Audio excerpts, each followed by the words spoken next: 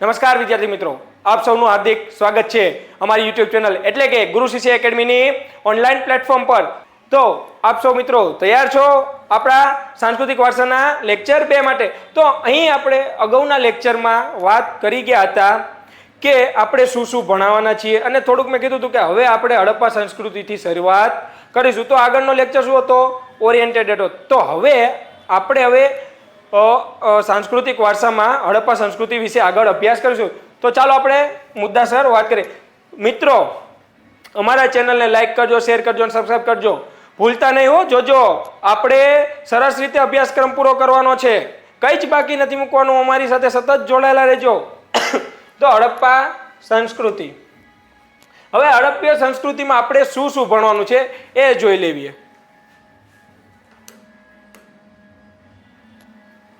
तो આપણે શું ભણીશું એમાં? તો કે એમની વાસ્તુકળા વિશે ભણીશું।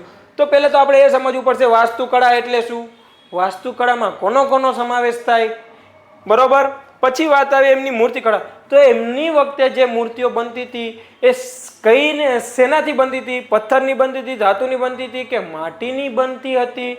તો આપણે દરેક વિશે અભ્યાસ કરીશું। પછી માટીકામ, તો એવું માટીનો કઈ રીતે ઉપયોગ કરતા હતા એ વિશે આપણે અભ્યાસ કરીશું। પછી હડપ્પા સભ્યતાના નગરો અને તેના અવશેષો, એટલે કે હડપ્પા સભ્યતા જે છે એ અમુક નગરો મળી આવતા। જે સમજો કે હડપ્પા સભ્યતામાં જે નગરો મળી આવ્યા હતા એ નગરો રહ્યા ને એમના નામ નથી કરી ગયા। નગરો શું છે? એમની ખાસ વિશેષતાના કારણે નામ કરી ગયા છે। અમુક જગ્યાએ શું કે ખેડેલું ખેતર મળ્યું, અમુક જગ્યાએ ડાંગરની ફોતરી મળી, તો અમુક જગ્યાએ શું મળ્યું હતું કે ઘોડાના અવશેષો મળ્યા હતા, તો અમુક જગ્યાએ મણકાની ફેક્ટરી, તો કે વાહન લંગારવાના અમુક અવશેષો, તો અમુક જગ્યાએ 10 અક્ષરનું સાઇન બોર્ડ। તો આવા અલગ અલગ જગ્યાએ શું થયું? અલગ અલગ અવશેષો મળ્યા અને અવશેષોના કારણે જ આ બધા નગરો પ્રચલિત છે। પછી એમનો વિદેશ સાથે સંબંધ। હવે સમજો અહીંયા સમજશું કે વિદેશ સાથે સંબંધ। હવે વિદેશ સાથે સંબંધમાં કે બહુ મોટું ટોપિક નથી, પણ સમજો કે આ સંસ્કૃતિ હતી એ સાથે ને સાથે બીજી સંસ્કૃતિ પણ હયાત હતી એના પુરાવા પાડે છે, બરોબર? એ પુરાવા પાર પાડે છે। કઈ રીતે? તો કે વિદેશના જે મોહરો છાપ અહીંયા મળી આવી કે અહીંની છાપ બહારની સંસ્કૃતિમાં મળી આવી, તો આ બંને સંસ્કૃતિ વચ્ચે કંઈક ને કંઈક શું હશે? રિલેશન રહ્યો છે। તો એ વિશે વાત કરીશું। કઈ કઈ સંસ્કૃતિ સાથે આનો રિલેશન હશે આપણે એ વિશે વાત કરીશું। તો હવે વાત કરી વાસ્તુકલા। હવે જો સમજો વાસ્તુકલા આપણે પહેલા ભણવાનું છે એ પહેલા એક થોડીક નાની સ્ટોરી વિશે વાત કરી લેવી। શું સ્ટોરી સર? હવે સમજો કે કોઈને રાતે સપનામાં ઉઠીને તો વિચાર આવ્યો નથી કે આહા અહીંયા તો હડપ્પા સંસ્કૃતિ છે, તો સમજો કે ક્યાંક ને ક્યાંક કંઈક આવું પડ્યું હશે। આ સંસ્કૃતિ તો કંઈક કોકને કંઈક સંશોધન કરતા મળ્યું હશે, એમનામ નહીં મળી આવ્યું, તો કોને કંઈક હળીહંચો કર્યો, ટૂંકમાં સમજો ને, કોણ હળીહંચો કરી ગયું? આ બધી કોકે તો હળી કરી હશે ને, કે એમનામ અખતરો તો માર્યો છે ને કે કંઈક તો છે ભાઈ। તો ચાલો આપણે એ વિશે થોડીક નાનકડી સ્ટોરી સમજી લઈએ। હવે એક વાત કરશું હડપ્પા સંસ્કૃતિના જાણ વિશે। હવે સમજો કે 1826-27 નો લગભગ સમય હતો, ત્યારે એક ચાર્લ્સ મર્સન નામનો વ્યક્તિ, હવે આ વ્યક્તિ એવો છે કે જેને એવું લાગ્યું કે કંઈક સંસ્કૃતિ અહીંયા વસે છે, આને કંઈક થોડુંક શોધખોળ કરી અથવા આને જાણ થઈ, એટલે સૌ પ્રથમ મતલબ સમજો કે આ ક્યાંક કંઈક કામ ચાલી રહ્યું છે તો આને ક્યાંક અવશેષો મળ્યા, તો એને એવું આગળ એમના અધિકારીને જાણ કર્યું કે અહીંયા કંઈક અલગ સંસ્કૃતિ વસતી હતી, એવા મને અવશેષો મળે છે। તો હડપ્પા સંસ્કૃતિની જાણ કરનાર પ્રથમ વ્યક્તિ કોણ? એટલે કે ચાર્લ્સ મર્સન। એનથી વધારે આ ભાઈનું કંઈ યોગદાન નથી। હડપ્પા સંસ્કૃતિની સૌ પ્રથમ જાણ કરનાર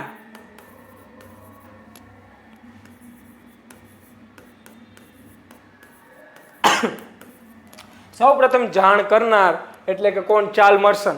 હવે એ બધું તો ગયું, પછી તો ઘણા ટાઈમ જતો રહે છે, કંઈ થતું નથી, પણ આવે છે ડેલહાઉસી ગવર્નર બની। જ્યારે ડેલહાઉસી, હવે સાહેબ તમે પૂછો સાહેબ આ ડેલહાઉસીના ટોપિકમાં કોઈ દી ભણવામાં જ ન આવ્યું, હવે ડેલહાઉસીમાં છે નહીં, તમે સમજો. હવે એક સ્ટોરી આપણે મેચઅપ કરીએ કે જેથી તમને ઇતિહાસ સાથે કનેક્ટ કરીએ થોડુંક. જો મિત્રો, આ લેક્ચર ઇતિહાસનો નથી, આ લેક્ચર ઇતિહાસનો નથી, સાંસ્કૃતિક વારસાનો છે, સમજો છો ને. પણ હવે સમજો, ડેલહાઉસી આવ્યો તો મારે ડેલહાઉસીની થોડીક વાત કરવી પડે. તો ડેલહાઉસીએ ભારતમાં ક્યાં ક્યાં સુધારા કર્યા હતા એ વિશે તમારે કોમેન્ટમાં કહેવાનું છે. હું કંઈ જ નહીં કહું, તમારે જ કહેવાનું છે કે ડેલહાઉસીએ ભારતમાં શું શું સુધારા કર્યા હતા. કઈ પણ એક વસ્તુ સમજો, ડેલહાઉસી આવે એટલે ખાલસા નીતિ તો યાદ આવે આવે ને આવે. એના ઘણા સુધારા છે, પણ એમાંનો એક સુધારો હું વાત કરી દઉં, રેલવેનો. બાકીના તમારે કોમેન્ટ કરવાના છે હો મિત્રો. હા, હવે વાત કરીએ આપણે રેલવેની, બરોબર. હવે આ ભાઈના સમયમાં રેલવેનું કામકાજ શરૂ થાય છે. તો ભાઈ રેલવેનું કામકાજ શરૂ ક્યારે થાય છે? તો કે 1853માં, બરોબર. સાહેબ, કયા બે સ્થળ વચ્ચે પાટા નખાતા હતા, ખોદકામ થતું હોય છે? ચાલો આપણે એ વિચારીએ. તો કયા સ્થળ આવે? તો કે મુંબઈથી થાણા. સૌ પ્રથમ રેલવે લાઈન ક્યાં નખાણી? તો કે મુંબઈથી થાણા વચ્ચે. આ એક પ્રશ્ન તમારો થઈ ગયો, ઇતિહાસનો છે પણ આપણે લઈ લીધો. મજા કરો તમે તે, બરોબર ને. હાલો આગળ વાત કરી. તો શું મુંબઈથી થાણામાં અંગ્રેજ સરકારનું પૂરું થઈ જતું હતું? અંગ્રેજ સરકાર, તમે સમજો કે એમના બનાવેલા પુલ ટકે છે, એમને બનાવેલા રેલવે ટ્રેક હાલમાં ટકે છે, અને શાયદ હેરિટેજ સાઇટમાં પણ નામ પામે છે, બરોબર. અને એ સમજો, હવે બહુ આપણા તંત્રની વાત નથી કરવી, પછી ઓલા વિડીયો બને છે ને આપણને હલવા દે, ઓલા આપણે મનીષ કશ્યપ જેવું ના થાય. નહીં નહીં નહીં, એવું નથી કરવાનું. આપણે ખાલી માત્ર ને માત્ર સમજો કે અહીંયા સંસ્કૃતિની વાત કરી. તો શું કે માત્ર આમનો હેતુ આઈનો જ હતો? ના. ઈસ્ટ ઇન્ડિયા કંપની સતત ને સતત વિકાસ કરતી રહી છે, અને ભારતમાં નો ડાઉટ કે શોષણ કર્યું છે ભારતનું, ક્યાંક ને ક્યાંક શોષણ થયું છે ઈસ્ટ ઇન્ડિયા કંપની, મતલબ કે અંગ્રેજો દ્વારા, પણ ક્યાંક ને ક્યાંક સારા એવા સુધારા થયા છે. તો આપણે હવે સમજો કે રેલવે લાઈન ના માત્ર મુંબઈથી થાણા, બીજે પણ એને સમાંતર ક્યાંક કામ ચાલુ હશે. તો એવું ને એવું બીજે કામ ચાલુ હતું. વાત થાય છે 1856ની, વાત થઈ રહી છે મિત્રો અહીંયા 1856ની. શું થયું 1856માં? 1856માં થયું શું કહું. અહીંયા એક રેલવે લાઈન નખાતી હતી લાહોરથી કરાચી. ક્યાંથી? લાહોરથી કરાચી વચ્ચે. તો આ કામ કોણ કરી રહ્યું હતું? આ કામ કોણ કરી રહ્યું હતું? પ્રશ્ન થાય ભાઈ. આવું તો સાહેબ અમે કે ભણ્યા જ નહીં કે ડેલહાઉસી લાહોરથી કરાચી વચ્ચે કરે. ભાઈ આવું નથી આવતું, તમે સમજો. થાય છે શું? ડેલહાઉસી તો ગવર્નર હતો. શું હતો? ગવર્નર. હવે હું તમને એ એરસાની સામે બીજી વાત કરું. હવે અહીંયા એક લાઈન ડ્રો કરી નાખી આપણે. હજુ એની વાત કરી. જોજો, આપણે ગમત સાથે તે સાંસ્કૃતિક વારસો ભણવાનો છે મિત્રો, ભૂલવાનો નહીં, એવો ભણવાનો છે કે નહીં. વાત જો સમજો કે પેલા અધિકારીઓની નિમણૂક જે છે એ ક્યાંથી થતી? પેલા અધિકારીઓની નિમણૂક ક્યાંથી થતી? બ્રિટનથી થતી. ક્યાંથી થતી? બ્રિટનથી. હવે સમજો, બ્રિટનના લંડનના એસેમ્બલીમાં ભાઈ એક જાહેર કરવામાં આવ્યું. શું થયું? જાહેર કરવામાં આવ્યું. શું જાહેર કરવામાં આવ્યું? તો કે એક એન્જિનિયર ભારત મોકલવામાં આવ્યો. શું મોકલવામાં આવ્યું? એક એન્જિનિયર ભારતમાં મોકલવામાં આવ્યો. તો સાહેબ એ એન્જિનિયરનું નામ શું? નામ એન્જિનિયર તો એમ નામ ન હોય ને. હા, આપણે એન્જિનિયરનું નામ દેવી. એનું નામ તમે આમ ક્યાંક ને ક્યાંક કાને પડ્યું જ હશે, પણ તમે શું કે આમ ઓલું શું કે ક્લેરિફાઈ ન કર્યું કે આ ભાઈ હા એ ભાઈ. તો કે કનિંગહામ. હવે થાય છે શું? ઈ એન્જિનિયર એને મુખ્ય એન્જિનિયર તરીકે રેલવે લાઇનમાં હોય છે, બરોબર. જ્યારે રેલવે લાઇન નખાતી હોય છે ત્યારે કયા એન્જિનિયર અંતર્ગત બધું થતું હોય છે? તો કનિંગહામ હોય, બરોબર.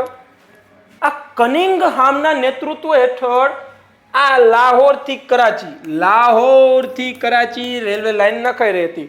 મજૂરો કામ કરી રહ્યા હતા.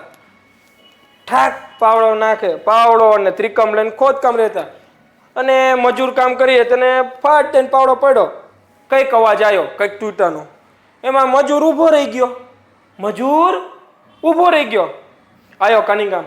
Hey, what are you doing, man? Why you stop the work? હા ભાઈ આયા. સર આ ભારતીયને તો ઇંગ્લિશ આવડતું નહોતું સર. પછી એને તો કીધું ખાબે કોણે સાહેબ. એટલે ભાઈ જોયું તો એને મળ્યું, કંઈક મળ્યું. શું મળ્યું એની વાત કરી આપણે. આ રમતમાં નથી પડવાનું, આપણે આમાં પડવાનું છે કે શું મળ્યું આ ભાઈને. તો કે મળ્યા માટીના વાસણો. શું મળ્યું? માટીના વાસણો, જેને એક સારી ભાષામાં કહેવાય મૃદભાંડ. શું કહેવાય મિત્રો? મૃદભાંડ. મૃદભાંડ મળ્યા. એટલે મારા હારવાનો પ્રશ્ન થયો કનિક એમ કે આ દાટી કોણ ગયું હશે? અને આવા તો હાલમાં કે ભારતમાં જોવા મળતા જ નથી. લે પછી કનિંગ આમને પ્રશ્ન પૂછ્યો, દયા કુછ તો ગડબડ હે યહાં પે, કુછ તો ગડબડ હે. એટલે આને કર્યું રિસર્ચ ચાલુ કે ભાઈ હવે રિસર્ચ કરો. શું કે છે? રિસર્ચ કરો, કંઈક તો છે અહીંયા, કંઈક નવી સંસ્કૃતિ, એવી કંઈક સંસ્કૃતિ છે કે જે અગાઉથી આપણા માનવના અસ્તિત્વ, મતલબ કે માનવ અસ્તિત્વમાં આપણા અસ્તિત્વ પહેલા એ આવી ગયેલી છે, જે વસવાટ કરી ચૂકી છે. હા ભાઈને વિચાર હુજો, જાણ કરી. હાય સર. પછી એમને તો એમનું ઇંગ્લિશમાં ચાલુ કર્યું, મને નથી આવડતું. હા એમનું ચાલુ કર્યું કે આવું કંઈક છે. પછી સમજો થાય છે શું? 1856 પછી સંશોધન કેમ ના થયા? 1857 મંગલ પાંડે આવી ગયા, બહાટી બોલાવી દીધી, કાચે કાચી ગુંજી ગાંઠીએ તો કાઢવા માંડ્યા મંગલ પાંડે. પછી તો તમે જો ભારતભરમાં શું ફાટી નીકળ્યો હતો? વિપ્લવ. કંઈ થયું નહીં, કંઈક કાચું રંધાઈ ગયું. શું થયું? કાચું રંધાઈ ગયું, મેળ પડ્યો નહીં. હવે શું? તો હવે શું? તો હવે કઈ નહીં મિત્રો, પૈડારો એમનામ કંઈ થતું નથી. પછી આવે છે 1920ની સાલ. કઈ સાલ? 1920ની સાલ. તો હું થોડુંક જગ્યા કરી નાખું આપણે 1920 ને બતાવવા હાટું. મિત્રો જોડાયેલા રહેજો ભાઈ. 1920માં જવાનું છે હવે. એન્ટ્રી મારશું ટાઈમ મશીનથી 1920માં. એમાં 1920માં આવે છે 1920. હવે એક ભાઈ આવે છે. કોણ આ છે? એક ભાઈ. તો એ ભાઈનું કંઈક નામ હોય ને? હા, સર જ્હોન માર્શલ. હવે આ ભાઈને સર જ્હોન માર્શલ, આ ભાઈને કામગીરી હોપાય છે. શું કામગીરી? ભાઈ કે આ કોઈ સંસ્કૃતિ છે એના વિશે સંશોધન કાર્ય કરો. તો આમની અધ્યક્ષતા હેઠળ આ અધ્યક્ષ હોય છે એ સંશોધન કાર્યના. કોણ? આ ભાઈ. આમની નીચે કેટલાય બધા કામ કરતા હોય સંશોધકો, પછી એમના સર્વેયર હોય, પછી એમના હેલ્પર હોય, તો બધા કામ કરતા. તો સર જ્હોન માર્શલ યાદ રાખજો કે હડપ્પા સંસ્કૃતિનું ઉત્પાદન કાર્ય કોની અધ્યક્ષતા હેઠળ થયું? તો કે સર જ્હોન માર્શલ ની અધ્યક્ષતા હેઠળ શરૂ થયું. શું થયું? શરૂ થયું ભાઈ, શરૂ. હવે એક વર્ષ તો સંશોધન કાર્ય કર્યું અને આવે છે 1921. 1921 શું થયું સર? કંઈ નહીં, કહું છું, ધીરજ રાખો, કહું છું હો. 1921માં એક નગર મળી આવે છે. શું મળી આવે છે? એક નગર. શું નામ છે એનું? હડપ્પા. આમની અધ્યક્ષતામાં તો સંશોધન કાર્ય શરૂ થયું. હડપ્પા નગર મળી આવે છે. સાહેબ આ કોને મળી આવ્યું? કોણ હતું આનું સંશોધક? તો આપણે સંશોધકની વાત કરીએ ભાઈ. કોણ હતું સંશોધક?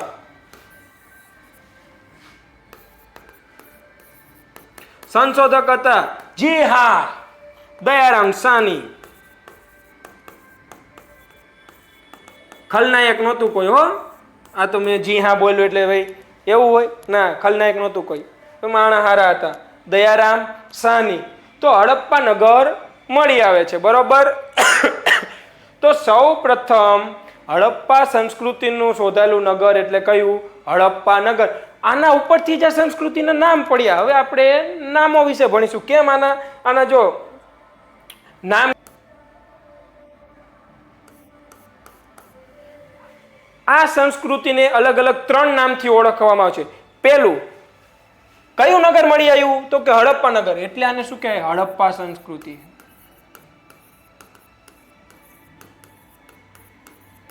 હડપ્પા સંસ્કૃતિ. બીજું કે સિંધુ નદીના કાંઠે હતી આ બધી સભ્યતાઓ, તો બીજું નામ શું છે? સિંધુ સભ્યતા. સિંધુ સભ્યતા અથવા સિંધુ ઘાટીની સભ્યતા.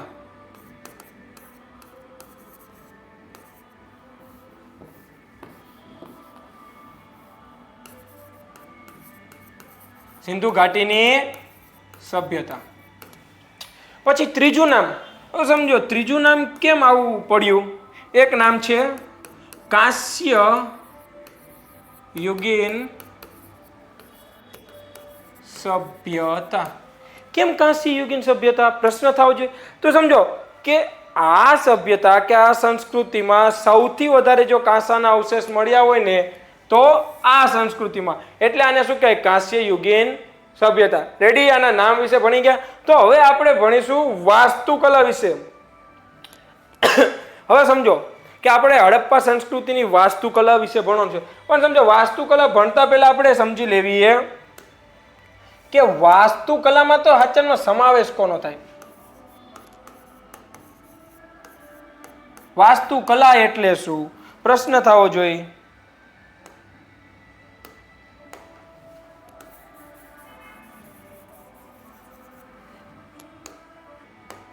હવે વાસ્તુકલા એટલે શું? જો વસ એટલે કે આ સંસ્કૃત શબ્દ છે વસ, એટલે કે વસવું અથવા તો વસવાટ કરવું. શું કરવું? વસવાટ. ત્યાંથી આ શબ્દ ઉતરી આવ્યો છે. પણ એ તો સંસ્કૃતની વાત કરી, તો વાસ્તુકલા વર્ડ ક્યાંથી આવ્યો? તો સમજો કે વાસ્તુકલા વર્ડ એનો અંગ્રેજી વર્ડ જોવા જવી તો અંગ્રેજી અર્થ થાય છે આર્કિટેક્ચર. શું થાય? અંગ્રેજી શબ્દ આર્કિટેક્ચર.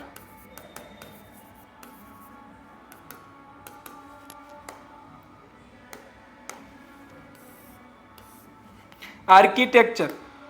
હવે આર્કિટેક્ચર એટલે શું? કહેવાય ને કે આર્કિટેક્ટ એન્જિનિયર આવતા હોય છે, બરોબર? તો આર્કિટેક્ચર એટલે શું? બનાવવું. જે બનાવવું એટલે કે ભાઈ માણસ બનાવવાની વાત નહીં થતી હો, જોજો. બનાવવું એટલે શબ્દ એવો નથી. બનાવવું એટલે શું? નિર્માણ કરવું. શું કરવું? નિર્માણ. શેનું નિર્માણ કરવું? તો કે બિલ્ડિંગ છે, ભવનો છે, મંદિરો છે, ઇમારતો વગેરેનું નિર્માણ કરવું, આર્કિટેક્ટ. તો પણ આ આર્કિટેક્ચર શબ્દનો અર્થ થાય છે વાસ્તુકલા. હવે આ વાસ્તુકલા આ આર્કિટેક્ચર શબ્દ પણ એમનામ નથી મળ્યો, એક બીજા શબ્દ ઉપરથી ઉતરી આવ્યો છે. એનું નામ છે ટેકન. ટેકન શબ્દ આ લેટિન ભાષાનો શબ્દ છે. કઈ ભાષાનો? લેટિન ભાષાનો. તો આપણે એવું કહી શકીએ કે ટેકન, લેટિન ભાષાનો શબ્દ ટેકન, એ ટેકન ઉપરથી શબ્દ ઉતરી આવ્યો છે આર્કિટેક્ચર. ને આર્કિટેક્ચરનો ગુજરાતી અર્થ થાય છે વાસ્તુકલા. રેડી? તો હવે વાસ્તુકલામાં સમાવે સાહેબ કે હડપ્પા સંસ્કૃતિને વાસ્તુકલાને શું લેવા દેવા? સમજાવું. તો વાસ્તુકલામાં કોનો સમાવેશ થાય આપણે એ વિશે ભણીએ. કોનો સમાવેશ થાય વાસ્તુકલામાં?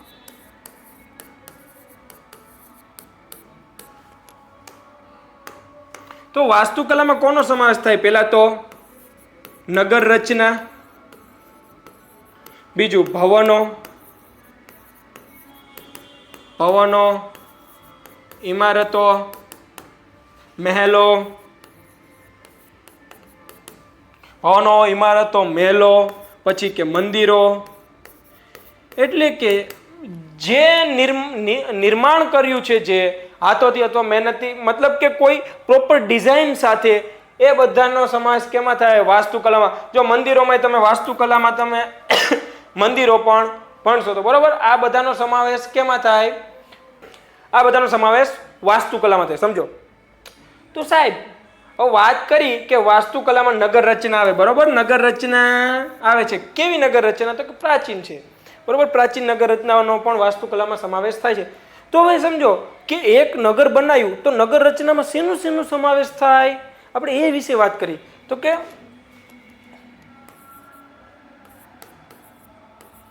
નગર રચના, એક નગર રચીએ તો એમાં શું શું હોય? તો સમજો નગર રચનામાં શું શું અંદર એનો સમાવેશ થઈ જાય? તો આપણે સમજો મકાનો, આ એના જો પેટા પ્રકાર છે. હવે મકાનો હોય તો એની સાથે શું શું જોઈ? તો કે સ્નાનાગાર જોઈ. પછી સ્નાનાગારમાં પાણી ભરાઈ ગયું. શું ભરાઈ ગયું? પાણી કાઢવાની નિકાલ વ્યવસ્થા એટલે કે ગટર વ્યવસ્થા ભણવી પડે. આપણે હું સિંધુ સંસ્કૃતિના પર્પસથી જ ભણાવું છું. અહીંયા સમજો, નગર રચનામાં સમજો કે મકાનમાં પાણી, પછી બીજું સ્નાનાગાર છે. હવે સમજો કે પાણી ક્યાંથી આવ્યું? તો પાણીના સંગ્રહની વ્યવસ્થા, પાણીના સંગ્રહની વ્યવસ્થા. સમજો એમ નામ એક જગ્યાએથી આ મકાનો છે તો એમ નામ તો હશે નહીં, બધા ક્યાંકથી જોડાયેલા હશે તો કેનેથી? રસ્તાઓથી, તો એમના માર્ગ. હવે કઈ મિત્રો રહે છે? યાદ કરી લેજો, રહે છે. વિચારો, મકાનો આવી ગયા. નગરમાં શું હોય? તો કે મકાનો હોય. મકાનની અંદર જો આ મકાન પાસે શું શું હોય? તો કે સ્નાનાગાર હોય. પછી શું હોય? કે સ્નાનાગાર સ્નાન કર્યું તો પાણી તો નીકળ્યું ને, પાણીની નિકાલ વ્યવસ્થા એટલે કે ગટર વ્યવસ્થા. પછી પાણીના સંગ્રહની વ્યવસ્થા અને એમના માર્ગો. આટલા વિશે આપણે ભણવાનું થશે. તો ચાલો હવે કે નગર રચના વિશે વાત કરીએ. શેના વિશે વાત કરીએ? તો કે નગર રચના. એ પેલા થોડુંક એક થિયરી જોઈ લેવી. વાસ્તુકલા વિશે આપણે વાત કરવાની છે. વાસ્તુકલામાં નગર રચના, તો એ વિશેનું થોડુંક જોઈ લેવી. આપણે જે મેં કીધું તું એમ આપણે વાત કરી તો કે વાસ્તુકલા શું કે વાસ્તુકલા શબ્દ આર્કિટેક્ચર શબ્દનો અર્થ છે. એટલે વાસ્તુકલા ક્યાંથી આવ્યો છે? આ શબ્દ આર્કિટેક્ચર શબ્દ ઉપરથી, બરોબર. અને આર્કિટેક્ચર શબ્દ ક્યાંથી આવ્યો છે? કે લેટિન ભાષાના કયા શબ્દ? તો કે ટેકન શબ્દ ઉપરથી. કયા શબ્દ? તો કે ટેકન શબ્દ ઉપરથી આ શબ્દ ઉતરી આવ્યો છે. કયો શબ્દ ઉતરી આવ્યો છે ટેકન શબ્દ ઉપરથી? તો કે આર્કિટેક્ચર. ને આર્કિટેક્ચર ઉપરથી વાસ્તુકલા, બરોબર. તો જે મેં આગળ ભણાવી એ જ છે. હવે ચાલો આપણે આગળ વધીએ. તો કે ભારતમાં વાસ્તુકલાના 3 પ્રકાર પડે છે. શું વાસ્તુકલાના કેટલા પ્રકાર પડે છે? 3. તો કે પ્રાચીન વાસ્તુકલા, મધ્યકાલીન વાસ્તુકલા અને આધુનિક વાસ્તુકલા. તો હવે પ્રાચીન વાસ્તુકલામાં હવે પેટા પ્રકાર પડે છે. પછી મધ્યકાલીન વાસ્તુકલામાં પણ 2 પેટા પ્રકાર પડે છે. એવી જ રીતે આધુનિકમાં પણ 2 પેટા પ્રકાર પડે. તો આપણે એના વિશે વાત કરીએ. તો પહેલા સમજીએ કે ભારતની વાસ્તુકલામાં પ્રાચીન વાસ્તુકલા, એ પ્રાચીન વાસ્તુકલાના કેટલા પ્રકાર પડે? તો કે 5 પ્રકાર પડે. આમ જોવા જોઈએ તો 4 કહેવાય, ભેગા ભણવા જવી ને તો, પણ 5 પ્રકાર છે, બરોબર. કયા કયા? તો કે હડપ્પીય કલા, એટલે હડપ્પાકાલીન વાસ્તુકલા, મૌર્યકાલીન વાસ્તુકલા, મૌર્યોત્તર વાસ્તુકલા. હવે સમજો, હડપ્પીયકાલીન એટલે જે આપણે સિંધુ સભ્યતાની વાત કરીએ, પછી મૌર્યકાલીન એટલે જ્યાં મૌર્ય વંશજો આવ્યા ત્યારે જે કલા ઉદ્ભવી એને શું કહેવાય? મૌર્યકાલીન. પછી મૌર્યનું શાસન ગયું, પછી જે કલા ઉદ્ભવી એ મૌર્યોત્તર કલા. એટલે અહીંયા સ્પેશિયલી વાત થાય છે શૃંગકાળની, સમજો, શૃંગમાં. પછી આયા તો ગુપ્તકાલીન, તો કે ગુપ્તકાલીન કલા, બરોબર. પછી દક્ષિણ ભારતીય કલા. હવે મેં તમને કીધું ને, આમ મુખ્ય તો 4 કે મૌર્યોત્તર કાલીનમાં, મૌર્યોત્તર પછી કોણ આવે છે? ગુપ્ત અને શૃંગ આવે છે, બરોબર. તો ગુપ્તકાલીન જ સૌથી વધારે તો ભણવાની થાય. પછી દક્ષિણ ભારતીય કલા. પછી વાત કરી મધ્યકાલીન વાસ્તુકલા. તો મધ્યકાલીન વાસ્તુકલામાં કઈ આવે? તો કે 2. એક દિલ્હી સલ્તનતની વાસ્તુકલા અને એક મુઘલ શૈલી વાસ્તુકલા, બરોબર. તો દિલ્હી સલ્તનત અને મુઘલ શૈલી. હવે જો સમજો, કોઈ આવા પ્રકાર પૂછતું નથી કે વાસ્તુકલાના કેટલા પ્રકાર પડે છે, પણ આ એમની સમજો રચનાના આધારે, એમની વિશેષતાના આધારે અને જે શાસકો આવ્યા એ શાસનકર્તાઓના આધારે આના પાઠ પડ્યા છે. બીજું કંઈ જ નથી. ને આવું એક્ઝામમાં ના પૂછાય કે કેટલા પ્રકાર પડે વાસ્તુકલાના કે કેટલા બોલો, બરોબર. એટલે એવું મૂંઝાવાની જરૂર નથી. પછી વાત કરી આધુનિક વાસ્તુકલા. તો આધુનિક વાસ્તુકલામાં 2 જ પ્રકારની શૈલી આવે. એક ઇન્ડો ગોથિક શૈલી અને એક રોમન શૈલી. આ એક પ્રિન્ટિંગ મિસ્ટેક છે, બરોબર. એક રોમન શૈલી. રેડી? તો ચાલો આપણે આગળ હવે વાસ્તુકલા વિશે પ્રોપર ભણીએ. હવે વાત કરી હડપ્પીય વાસ્તુકલા. મેં તમને કીધું ને હડપ્પાની વાત કરું, તો હડપ્પીય વાસ્તુકલા માટે શું શબ્દ વપરાણે? તો જો સમજો, સિંધુ ખીણમાં વિકાસ પામેલ હડપ્પીય સભ્યતાની કલાત્મકતા જે સિંધુ સભ્યતાની કલાત્મકતા આપણને ક્યાંથી ઝાંકી જાય છે કે સિંધુ સભ્યતા કંઈક વિશેષ હતી અન્ય સભ્યતાઓ કરતા અને ભારતમાં કઈ અલગ સ્થાન ધરાવે કેની દ્રષ્ટિએ સમજો કે તેમની કલાત્મકતા તેમની નગર રચના તો કે હા ભાઈ નગર રચના બધા કરતા જુદી હતી પછી મૂર્તિ મુદ્રાઓ છાપ મોહર મૃદભાંડ અને આભૂષણો વગેરેમાં જાણવા મળે છે એમની કલાત્મકતા ક્યાંથી જાણવા મળે છે તો કે એમની નગર રચના જો તો તમને લાગે વાહ કંઈક છે મૂર્તિઓ મુદ્રાઓ છે એમની છાપ મોહર મૃદભાંડ એટલે કે વાસણો તો આપણે આગળ એના વિશે અભ્યાસ કરવાનો છે તો ચાલો હવે એ તરફ આગળ વધીએ નગર રચના તરફ મેં તમને કીધું તો એમને વાસ્તુકલામાં શું આવે છે નગર રચના ચાલો આગળ વધીએ હવે સિંધુ સભ્યતાના નગરો હવે પહેલા આપણે તો વાત કરશું સિંધુ સભ્યતાના નગરોની હવે મેં તમને કીધું તું એમ કે એક વખત એક રાજા હતો એવી સ્ટોરી હા આપણે એવી સ્ટોરી બેઝ બનાવી હો કે એક રાજા હતો હવે એના પ્રધાનજી જોડે એટલે કે સેનાપતિ જોડે નગર ચર્ચા કરવા એટલે કે નગરની મુલાકાતે ગયો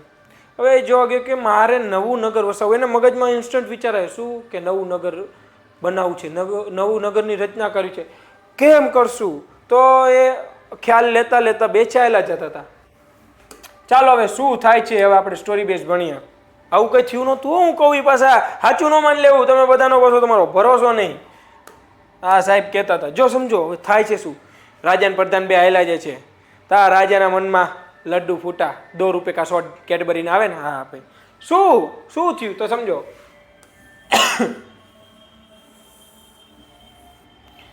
આવું કંઈક રાજાએ જોયું આ શું હતો તો કે ખડકોનો બનેલો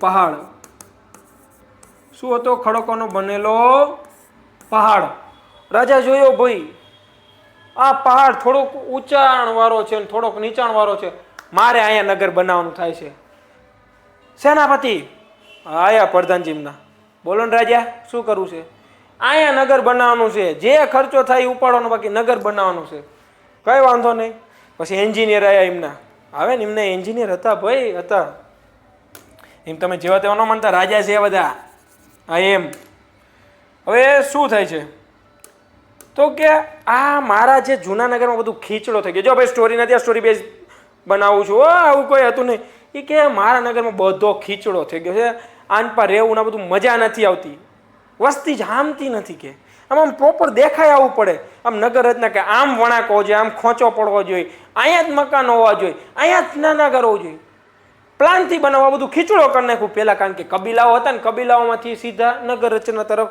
આધુનિક થતા કે ધીરે ધીરે ત્યારે ખબર નહોતી પડતી કે આવી બુદ્ધિ આપણામાં આવશે હવે બુદ્ધિવાળા થયા કેવા થયા બુદ્ધિવાળા જોઈજો શું કર્યું કે 2 ભાગ પાડો પાડ્યા હાલો દાદા પાડ્યા બાપુ પડ્યા 2 ભાગ શું કરશું તો કે એક થોડોક ટેકરાવાળો ભાગ એને ઉપલું નગર કહો શું કહો ઉપલું નગર શું કહેવાનું ઉપલું નગર તો બીજાને શું કહેશું દાદા નીચલું નગર હા ઓય દાદા તમે કહી તો દીધું બાપુ કે આમાં આમ કરવાનું હવે કઈ કહું છું આગળ અધીરા ન થાવ અધીરા નહીં થવાનું 2 ભાગ પડ્યા હવે આમાં વ્યવસ્થા કઈ રીતે ગોઠવશું કે કોને ક્યાં રાખશું તો કે નીચલા નગરમાં સામાન્ય વર્ગના માણસો રહેશે કોણ રહેશે સામાન્ય વર્ગમાં બાપુ આમાં કોને રાખશું તો કે અહીંયા પહેલા તો આપણે પોતે એટલે કે શાસક પછી કોણ હશે તો કે તમે મારો સાથ દીધો સેનાપતિ તમારા બધાની મારે ખાસ જરૂર પડે તો કે વહીવટ કરતા બધા કોણ વહીવટ કરતા પછી ચૂંટણી જીતવા હાટું બિઝનેસમેન જોઈ બધા કારણ કે એ જ સત્તા પલટો કરીએ કે પૈસા બરાબર ને ફંડિંગ ક્યાંથી આવતું હતું સાહુકારો એટલે કે શ્રીમંત લોકો આપણી પાસે રાખો ગમે ત્યારે દુકાળ પડે તો આમના પૈસાની જરૂર પડે ઝઘડું શા એમ તો 2 ભાગમાં વિભાજિત કર્યા નગરોને કેટલા ભાગમાં વિભાજિત કર્યા 2 ભાગમાં તો આપણે એવું કહી શકીએ કે અહીંયા પોઈન્ટ્સ બનાવતા જશું નગરો 2 ભાગમાં વિભાજિત હતા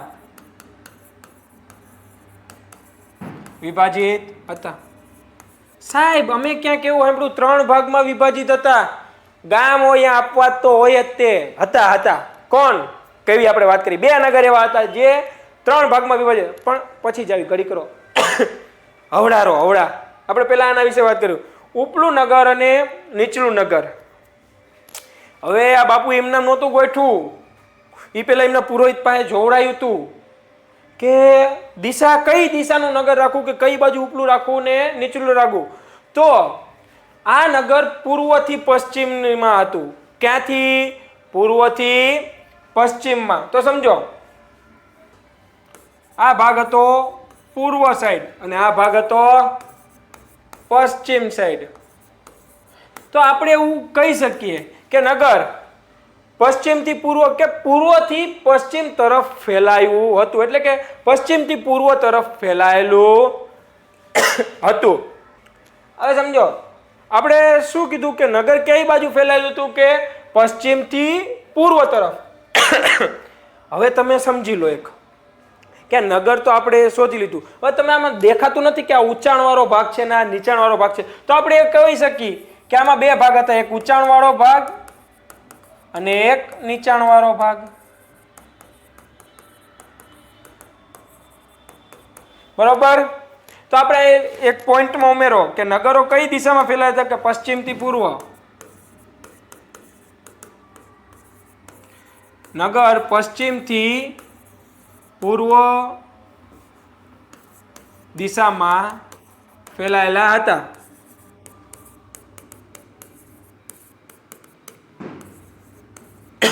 રહેવાસી વિશે તો મેં લખાઈ દીધું. આ એમના શું થયા? રહેવાસી. શું થયા? રહેવાસી. તો આ એક એમનો મુદ્દો બની ગયો.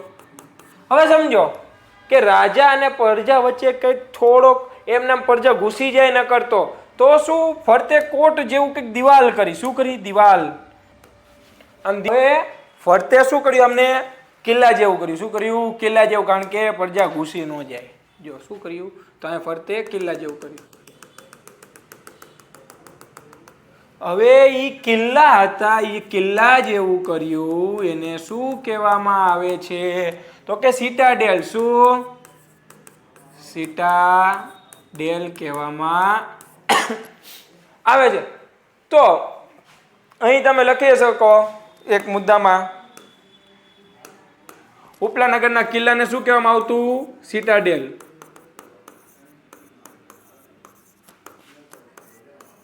ઉપલા નગરના કિલ્લાને સિટાડેલ કહેવામાં આવતું. બસ ડેશ ડેશ ડેશ તો તમારે હાથે લખી નાખવાનું સિટાડેલ. હવે સમજો, હવે આપણે અપવાદની વાત કરી. સાહેબ નગરો કેટલા ભાગમાં? 2 ભાગમાં વિભાજિત હતા. ના, અમે તો એવું સાંભળ્યું 3 ભાગમાં વિભાજિત હતા. આગળ આપણે વાત કરી, એને શું કહેવાય? અપવાદ કહેવાય. શું કહેવાય? અપવાદ. તો ચાલો આપણે એના વિશે ભણીએ. પેલા આટલું યાદ રાખ્યું, આ લખી લેજો મિત્રો, ભૂલતા નહીં. કે કઈ રીતે યાદ રાખવાનું? કે 2 નગરો કેટલા ભાગમાં વિભાજિત હતા? સામાન્ય રીતે 2 રીતે. ઉપલું નગર, નીચલું નગર. ઉપલું કે એટલે ઊંચાણવાળો ભાગ, નીચલું કે એટલે નીચાણવાળો ભાગ. ઉપલું નગર કે તો પશ્ચિમ બાજુ, નીચલું નગર કે તો પૂર્વ બાજુ.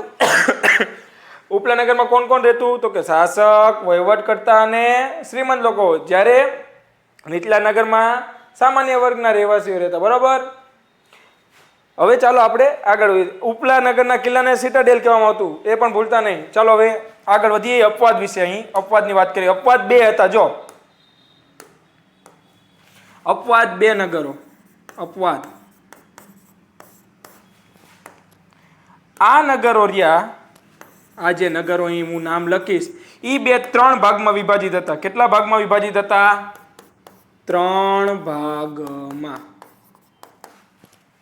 કયા કયા? પ્રશ્ન થાય કયા કયા? તો પેલું રાખી ગઢી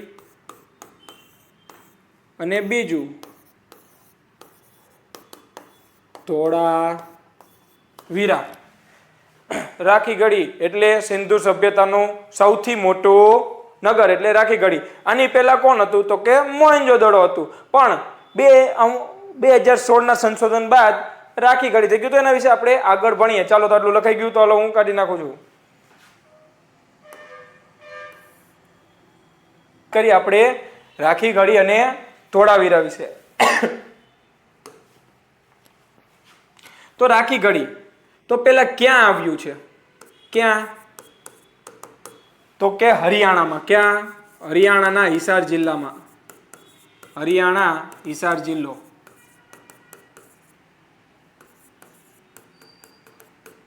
બીજી વસ્તુ, કઈ નદીના કિનારે આવ્યું? કઈ નદીના કિનારે ભાઈ? તો કે ધગ્ગર. ધગ્ગર નદી અથવા તો હિકર નદી પણ કહેવાય છે. હિકર નદી. હવે સમજો, સિંધુ સભ્યતાનું સૌથી મોટામાં મોટું નગર એટલે આ કયું? રાખીગઢી. સિંધુ સભ્યતાનું સૌથી મોટું નગર. લગભગ આપણે કહી શકીએ કે કેટલા વિસ્તારમાં ફેલાયું છે? તો કે 300 હેક્ટરમાં. કેટલા હેક્ટરમાં? 300 હેક્ટરમાં ફેલાયેલું છે.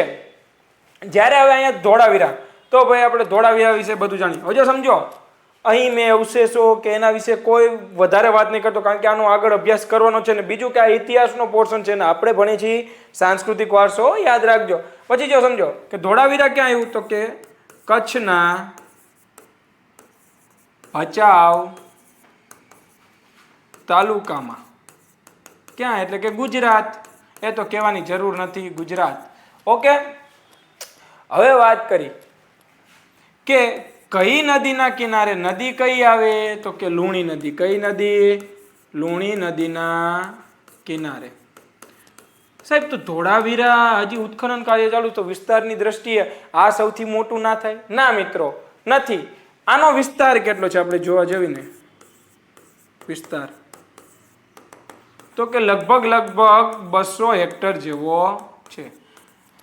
હવે સાહેબ, મેં તો એવું સાંભળ્યું કે સિંધુ સભ્યતાનું સૌથી મોટું નગર કાલીબંગા. મેં ઘણા તો હા ભાઈ એક મિથ છે, ઘણા મારા ટીક કરીને આવતા રહે કે કાલીબંગા ઓપ્શન આપું, સિંધુ સભ્યતાનું સૌથી મોટું નગર કાલીબંગા. ના ભાઈ, હા અવશેષોની દ્રષ્ટિએ હોઈ શકે છે, લોથલ પણ હોઈ શકે, પણ કાલીબંગા ક્યાં આવતું નહીં. તો વિસ્તારની દ્રષ્ટિએ આપણે ક્રમાંક જોઈ લેવી એમના.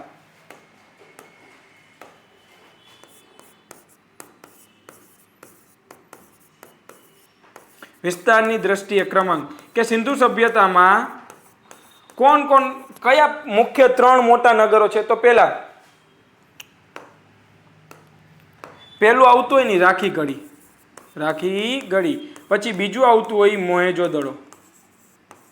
મોહેજો-દડો. અને ત્રીજું આવતું હોય કયું? તો કે આપણું ધોળાવીરા. હવે આંકડાકીય માહિતી આમની લખવાની જરૂર નથી. લગભગ આ છે એ 230 હેક્ટર જેટલું છે, પણ એમ આંકડાકીય માહિતીને કંઈ લેવા દેવા નથી. પણ આ યાદ રાખવાનું કે સૌથી મોટું નગર કે તો રાખીગઢી, પછી આવે છે મોહેજો-દડો, પછી આવે છે ધોળાવીરા. બરોબર. તો આ થઈ ગઈ નગરોની વાત. અને આ બે શું છે? અપવાદ. કે આ કેટલા ભાગમાં વિભાજિત હતા? તો કે 3 ભાગમાં વિભાજિત હતા.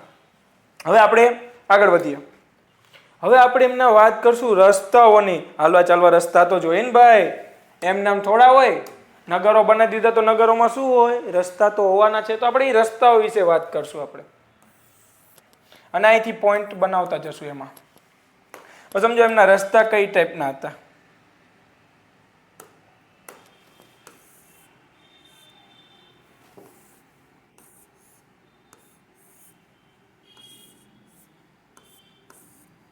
આવો એમના રસ્તા છે, દાંત નો કાઢતા કોઈ પાછા. આવા રસ્તાઓ તો આવા હોય. આ ગલિયું છે તો જો આ રસ્તા દોરાય છે આમના. હવે રસ્તા ફરતે કંઈક આવું આપણે ડિઝાઇન મારી દેવી.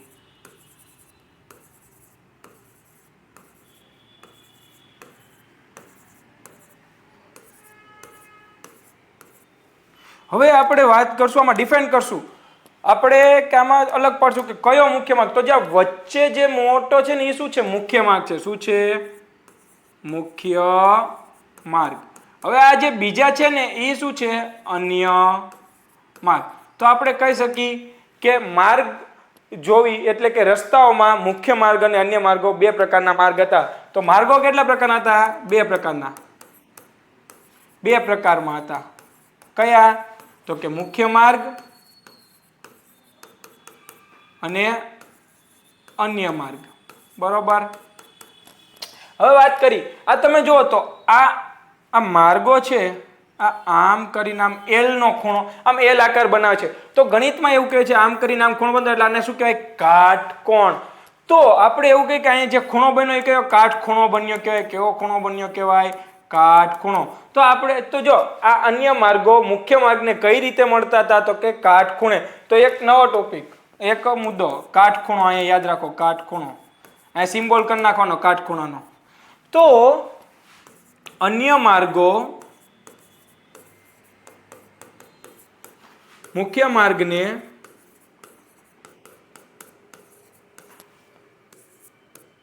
કાટખૂણે મળતા હતા. કેવી રીતે મળતા હતા?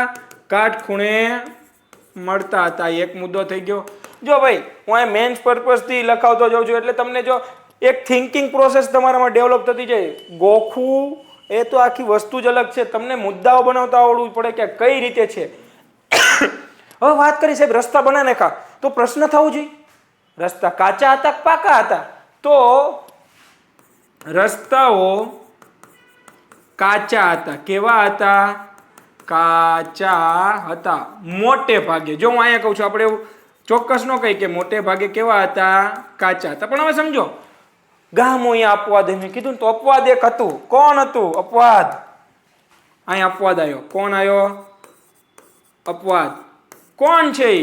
મોહેન્જો-દડો. શું? મોહેન્જો-દડો. સાહેબ કઈ રીતે અપવાદ છે? તો કે આના જે રસ્તાઓ હતા એ પાકા હતા. રસ્તાઓ કેવા હતા? પાકા. સમજી ગયા? અપવાદ. હવે એવો ને એવો એક છેલ્લો એક અપવાદ છે એ છેલ્લે ભણાવવાનો છે. હવે સમજો આ સાહેબ આ તમે રસ્તાઓ દોર્યા એમાં આવા જે આ ગતકડા કર્યા આ ઈ શું છે ભાઈ? સાહેબ આ કેસરી કેસરી તમે કર્યું છે શું? ભાઈ કઈ નથી, ઈ સ્ટ્રીટ લાઇટ છે. એ સાહેબ શું ગોળા મારો? એ વખતે ક્યાં વીજળી હતી તો અહીંયા સ્ટ્રીટ લાઇટ આવી? હા મિત્રો, એ જે તે સમયનું આધુનિક નગર હતું. એમ નામ નથી ને કે આમ આધુનિક સંસ્કૃતિ કહેવાતી. એક સમજો કે આ બધાનો આધાર લઈને તો હાલમાં કંઈક કે મતલબ કે આમને બેઝ રાખીને નગરો બનાવવામાં આવ્યા છે. તો એવા હું બે નગરની વાત કરું. જો હાલમાં હયાત છે કે આમના પરથી પ્રેરિત છે, આવી સંસ્કૃતિ પરથી પ્રેરિત છે. તો કયા? તો કે ગાંધીનગર અને ચંદીગઢ. આ શું છે? પ્લાન સિટી છે સાહેબ. એવા પ્લાન સિટી. તમે વિચારો કે આ બધું કેમ પ્લાન કરીને બને? તો ગાંધીનગરમાં જોજો કે દર 1 કિલોમીટર એક સર્કલ આવી જાય. આમ ક ખ ગ ગ ચ છ અને આમ અ બ ક ડ એવી રીતે એમને પાઠ પડે. તો એ પ્લાન સિટી. એવી રીતે ચંદીગઢ તો ગાંધીનગર કરતા વેલ પ્લાન છે. તો આને આકાર આપનાર કોણ છે? લા કાર્બુઝિયર. કોણ? લા કાર્બુઝિયર. તો આવું યાદ રાખજો કે આમને ક્યાંક ને ક્યાંકથી પ્રેરણા મળતી હતી. પ્રેરણા કોણ હતા? આવી સંસ્કૃતિના નગરો. જેમ તેમ નહોતું કે આ બધું એમ નામ કે ન વિચારો કે આપણે પ્લાન સિટી બનાવી. બરોબર? તો ક્યાંક ને ક્યાંકથી પ્રેરણા મળેલી. તો અહીંયાથી પ્રેરણા મળી હતી. સમજો એ વાત કરી કે આ શું હતું? તો કે રસ્તાની બંને બાજુ દીવા બત્તી જોવા મળતી. એને શું કે સ્ટ્રીટ લાઇટ હતી. શું હતી? Street light. અને ચોખ્ખી ગુજરાતી ભાષામાં કહીએ તો દીવા. એ વખતે શું હતી? દીવા બત્તી. સાહેબ અહીંયા ફાનસ ટીંગાડ્યા હતા. એક જણો તેલ પુરવારો રાખ્યો હતો? ના. આમાં શેનો ઉપયોગ થતો છે? તો કેનેથી સળગાવતો છે? દીવા પુરવારો હતો ને એટલું બધું રૂ નહીં. સાહેબ કપાસની ખેતી થાય એવા તો પુરાવા મળ્યા નથી. તો કઈ રીતે? તો કે એને સળગાવવા શેનો ઉપયોગ થતો? પશુની ચરબીનો. શેનો? પશુની ચરબીનો. હવે પશુની ચરબીનો કઈ રીતે? સાહેબ પશુની ચરબી સળગે કઈ રીતે? જો એમની પાસે કંઈક તકનીક હશે જેના વિશે હું ડીપમાં જાણતો નથી, પણ એટલું કહી શકું કે જો પશુની ચરબી ડાયરેક્ટ કોઈ દી સળગવાની નથી. તમે સમજો. હવે આને થાય શું? પહેલા કે પશુની ચરબીને શું કરે? એ લોકો જમા કરીને એને સૂકવે. એ સૂકવે ને પછી શું કરે? આપણે કેમ મસાલ બનાવો એટલે ફરતે અંદર રૂની વાયટું હોય ને ફરતે આપણે કેવું કે છાણનું એનું લીપણ કરીને એવી રીતનું શું કે મસાલ બનાવવામાં આવે. લીપણ તો ના કહેવાય પણ એવી રીતે છાણ અને રૂની વાયટું હોય અને ઉપર છાણથી શું બનાવવામાં આવે છે? આપણે મસાલ બનાવવામાં આવે છે. સમજો. તો હવે આ ટેકનિક સેમ કંઈક આપણે એવી અનુમાન મારી શકીએ કે એવી વાપરતા હશે કે સમજો કે પશુની ચરબીને પહેલા શું કરતા હશે? એ લોકો સૂકવી દેતા હશે. કારણ કે સૂકે પછી તે સળગે, બાકી ડાયરેક્ટ સળગે નહીં. અને પછી એને એવી રીતે એક આવી રીતનો હાથો હોય અથવા તો સ્ટ્રીટ લાઇટ આ એનો હાથો, એના ઉપર શું કરતા હશે? અહીંયા ગોળ ગોળ વીંટાળી દેતા હશે, આપણે એવું અનુમાનિત વાત કરી શકીએ. તો અહીંયા એક મુદ્દો બને કે રસ્તાની બંને બાજુ શું જોવા મળતી હતી? દીવાબત્તી. રસ્તાની બંને બાજુ દીવાબત્તી જોવા મળી હતી. દીવાબત્તીના અવશેષો મળે છે.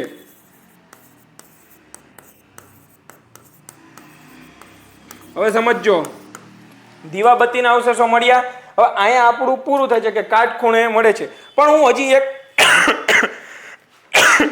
આ જે આખી પેટર્ન કરી હતી આવી રીતે કાટખૂણે મળે, આવા બધાય રસ્તા તો આવી પેટર્નથી આખું નગર બન્યું છે. આમ આ કંઈક આ નગર બન્યું, આમ રસ્તા જતા છે, આમ રસ્તા જતા છે, આમ પછી આના આમ ને આવી રીતે આખી પેટર્નથી કંઈક નગર રચના આવશે. તો આ પેટર્નને શું કહેવામાં આવશે?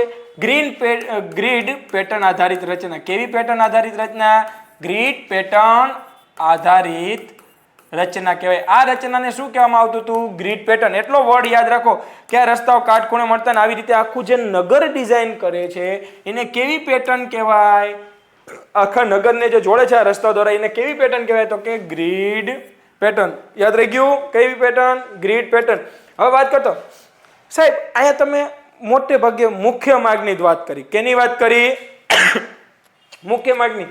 તો અન્ય માર્ગનો કઈ ઉપયોગ જ નહીં. હવે જો સમજો, મેં તમને કીધું ને ગામી અપવાદ, એક અપવાદ મારે તમને છેલ્લે કહેવાનો તો એ અપવાદનો કહેવાનો સમય આવી ગયો છે. મિત્રો હવે સમય આવી ગયો છે કે આપણે લડવાનું છે. ભરતી આવી રહી છે હબાહબ, અને હવે તમે નહીં લડો તો તમારે પદ્માને ઝાઝા કરીને ખમા કરી દેવાનું, બરોબર?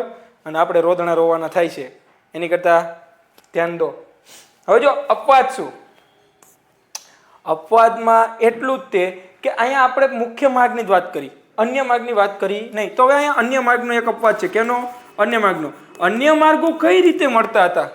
તો એક એવું નગર છે જેના અવશેષો એવા મળ્યા છે કે અન્ય માર્ગો એકબીજાને કાટખૂણે મળતા હતા. એકબીજાને કાટખૂણે મળતા હતા. સાહેબ એવું તો મેં કેમ વાંચ્યું જ નહીં. એવું તો મેં કેમ વાંચ્યું જ નહીં. તો ક્યાંથી મળ્યા અવશેષો? કહું, આ એક એવું નગર અપવાદ મેં તમને કીધું ને કે જ્યાં અન્ય માર્ગો એકબીજાને કાટખૂણે મળતા, તો એવું નગર કયું છે? હરિયાણાનું બનાવલી. કયું? હરિયાણાનું બનાવલી અથવા બનવાલી.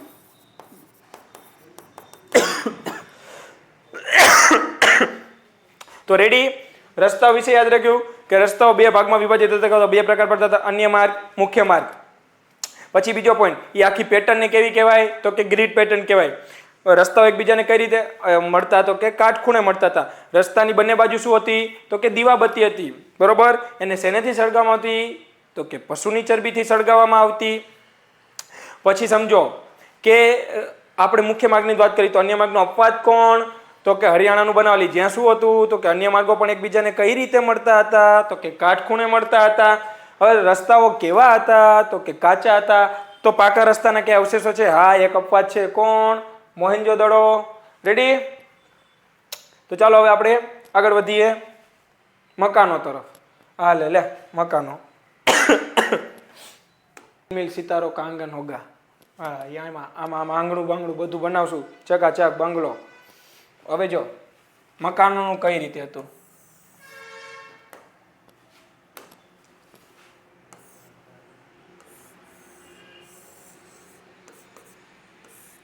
આ મકાનો બની રહ્યા છે. તમે ધ્યાન રાખજો, આપણે કડિયા કામમાં ઉતરી ગયા હવે ભણવાનું મૂકીને. લાલાને કડિયા કામ કરવાનો જ વારો આવ્યો. પછી ટાઈમે તમે કંઈ ના કરો ને તો કડિયા કામ કરવાનો જ વારો આવે. સ્કિલ ડેવલપ ના થઈ હોય, આમાં ઉંમર કાઢી હોય તો. હવે સમજો, અહીં ચોખ્ખું જ દેખાઈ આવે છે. ચોખ્ખું જ દેખાઈ આવે છે. આ મકાન છે એ કેટલા માળના છે? 1 માળના. તો આ કેટલા માળના છે? 2 માળના. તો આપણે એવું કહી શકીએ કે આ નગરમાં મકાનો 1 માળ અને 2 માળના જોવા મળતા. 1 માળ અને 2 માળના જોવા મળતા.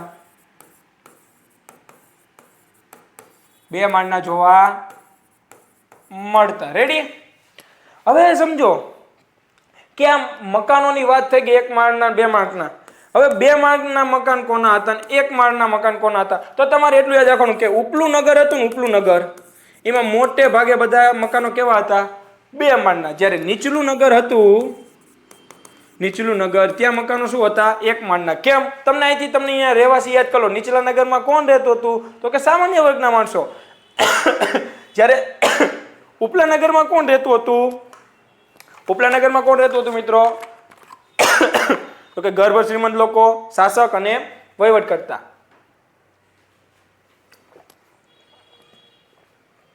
હવે આગળ વિચારો, તમે તમારી રીતે વિચારો કે મકાનની વાત કરી લીધી, મકાનના લોકેશનની વાત કરી લીધી, તો હવે એના દરવાજા વિશે વાત કરો કે એના દરવાજા ક્યાં ખુલતા? તો આપણે એના દરવાજા વિશે વાત કરીએ તો કે મકાનોના દરવાજા મુખ્ય માર્ગ પર ન ખુલતા. મુખ્ય માર્ગ પર ન ખુલતા. ક્યાં ખુલતા? અન્ય માર્ગ પર. અન્ય માર્ગ પર. કઈ રીતે? જો તમને બતાવી દો મિત્રો, મગજમાં સંકોચ ના રહે, કોઈ મિસકન્સેપ્ટ ના થાય.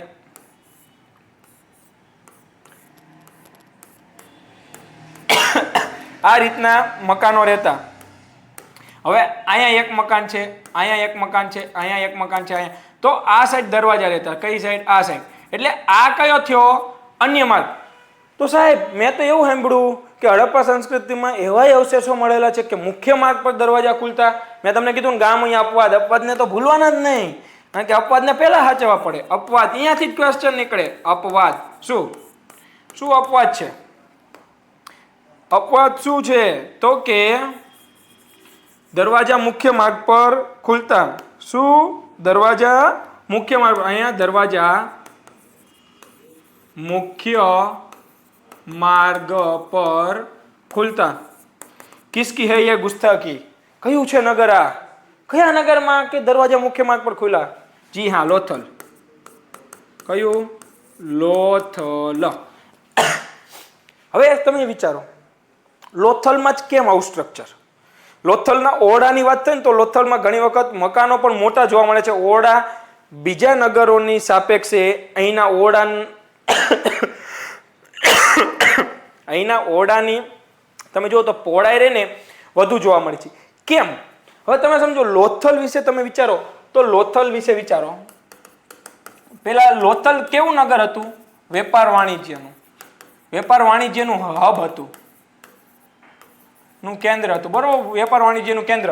હવે સમજો કે અહીંથી મોટા ભાગનો જે સામાન છે એ અન્ય સંસ્કૃતિ એટલે કે વિદેશમાં જતો અને ત્યાંથી વિદેશનો સામાન અહીં આવતો હતો. તો હવે સમજો વાણો લંગર હતા.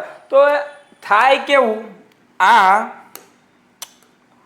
અન્ય માર્ગો એટલે આ ગલીઓ હાંકડી હતી, એટલી બધી કે પોળી નહોતી. અન્ય માર્ગો તમે સમજો આ ગલી ટાઈપ જ હતું. હવે જો અહીંયા દરવાજો લગાવવામાં આવતો તો શું થાય કે એક સામે આ તો વેપાર વાણિજ્યનું નગર છે. હવે તમે જો સામાન્ય રીતે માર્કેટમાં જતા હોય તો ભીડ થઈ જાય.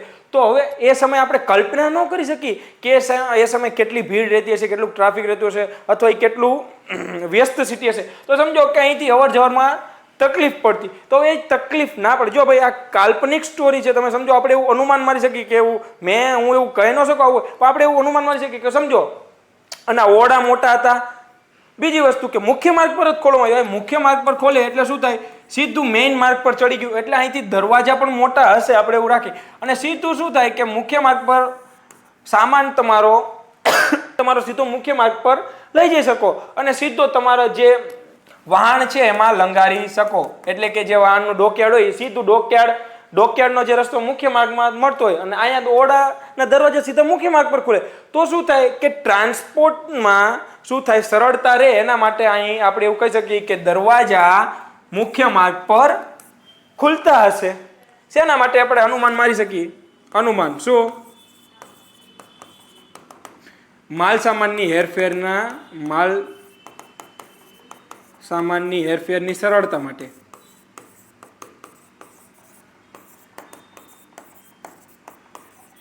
અહીં સમજો, અહીં વિચાર શક્તિથી જ કામ લેવાનું. તમે એવું કહી ના શકો આવું કે આવું જ હશે. બરોબર. હવે હવે મકાનના અપવાદની અહીંયા વાત કરી. હવે આગળ જવી. મકાન બનાવ્યું તો ઈંટું કેવા આકારની હશે? કાચી હશે કે પાકી હશે? કેનેથી મકાનો બનેલા હશે? તો આપણે ઈ વિશે પણ વિચારવું પડે. તો ઈ તો આગળ વાત કરશું. અહીં મકાનો કઈ રીતે હશે? રહેવાસી આવી ગયા, બરોબર, કે મુખ્ય માર્ગમાં દરવાજા ક્યાં ખુલે છે, અન્ય માર્ગમાં કઈ રીતે જનરલી જોવા મળે છે. હવે આપણે એની વાત કરશું, એના સ્ટ્રક્ચરની. તો પહેલા આટલું લખાઈ ગયું. તો અહીં આપણે નીચે જગ્યા કરું થોડીક.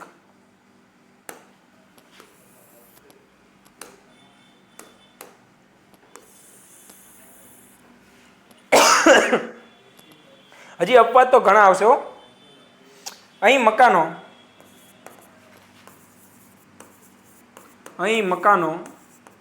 કેવી ઈંટુના જોવા મળતા? મકાનો પાકી અથવા તો પકવેલી ઈંટુના જોવા મળતા.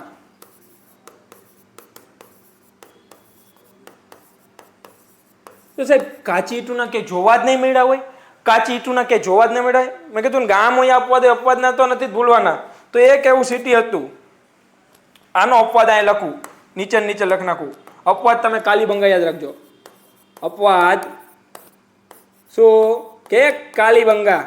કેમ કાલીબંગા? તો કે અહીં કેવા મળ્યા હતા મકાનો? હવે અહીં લખું છું કાલીબંગાનું. તો કે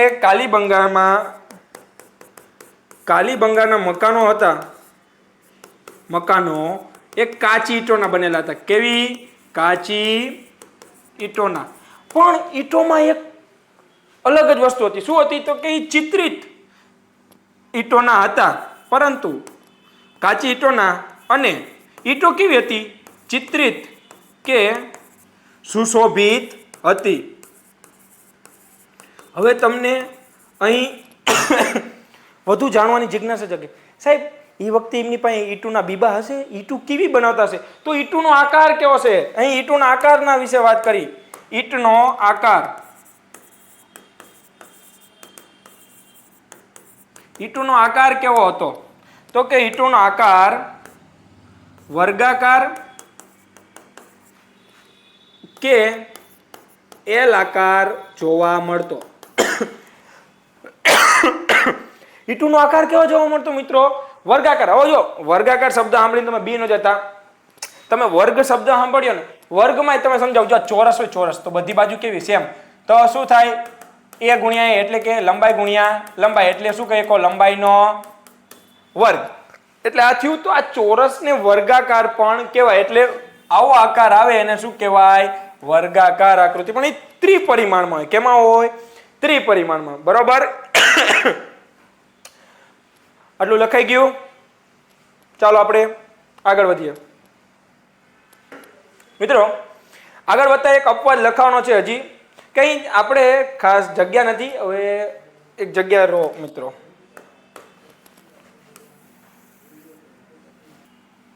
હવે આપણે વાત કરી કે મકાન બનાવવા, સમજો કે કઈ રીતે છે. ઈંટ ઉપર ઈંટ મૂકે તો એની વચ્ચે કંઈક સ્તર હશે. તો મકાન બનાવવા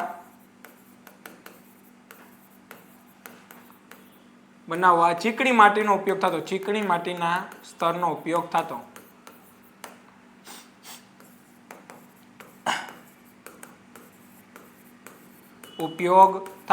હવે સમજો કે એવું નથી કે ચીકણી માટીનો જ ઉપયોગ થતો. અમુક જગ્યાએ એવા અવશેષો મળે કે જીપ્સમનો ઉપયોગ પણ થતો હતો. કેનો? જીપ્સમ પણ વપરાયેલું. આટલું તમે યાદ રાખો. એટલે ક્યાંક જો વિધાનમાં આવી જાય કે સિંધુ સંસ્કૃતિમાં ઈંટોની વચ્ચે જીપ્સમના સ્તરના અવશેષોના પુરાવા મળ્યા છે, તો હા કે વિધાન સત્ય છે. એટલે તમે આવું ક્યાંક તાકી શકો. બરોબર. ચાલો લખી નાખજો. હવે આગળ વધીએ. વાત કરી ગટર વ્યવસ્થા. આ તમે જો ગટરોના ચિત્ર જો. હવે તમે જો તો આ ગટરો છે. શું છે આ? ગટરો. હવે અહીંયા જો આ શું છે? મુખ્ય ગટર પણ હોઈ શકે અને એક પેટા ગટર પણ હોઈ શકે. મુખ્ય ગટર બરોબર અને મોટી ગટર. એ શું થતું કે આ ગટરમાંથી પાણી આમાં આવતું. હવે અત્યારે તો આ સંરક્ષણ ખાતે એટલે આ જાળી આવી ગઈ. એ વખતે કે જાળી વાળી આવી મેટલનું બનાવેલું નહોતું, તો એને ઢાંકવામાં આવતી. તો કે કેનેથી ઢાંકવામાં આવતી? તો કે પથ્થરથી. બરોબર. આ તમે ચિત્ર જોઈ શકો છો. જો આ ગટર આટલી પહોળી હતી. પછી આ શું છે? આ જે છે એ મુખ્ય ગટર કે મોટી ગટર હશે. મુખ્ય ગટર કે મોટી ગટર હશે.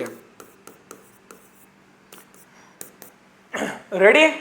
તો ચાલો હવે ગટરનું સ્ટ્રક્ચર કઈ રીતે હું સમજાવું.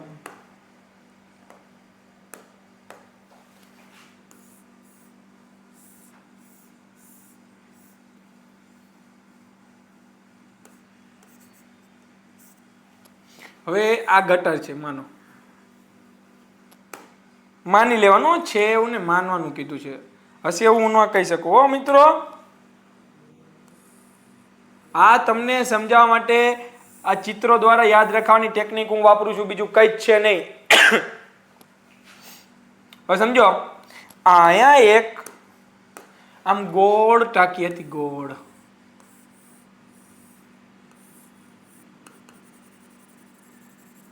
હવે આ શું હતી? મોટી ગટર. મોટી ગટર. હવે આ ગટર આગળ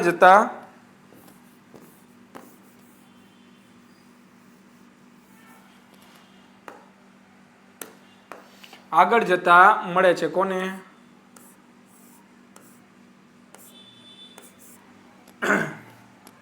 મુખ્ય ગટરને.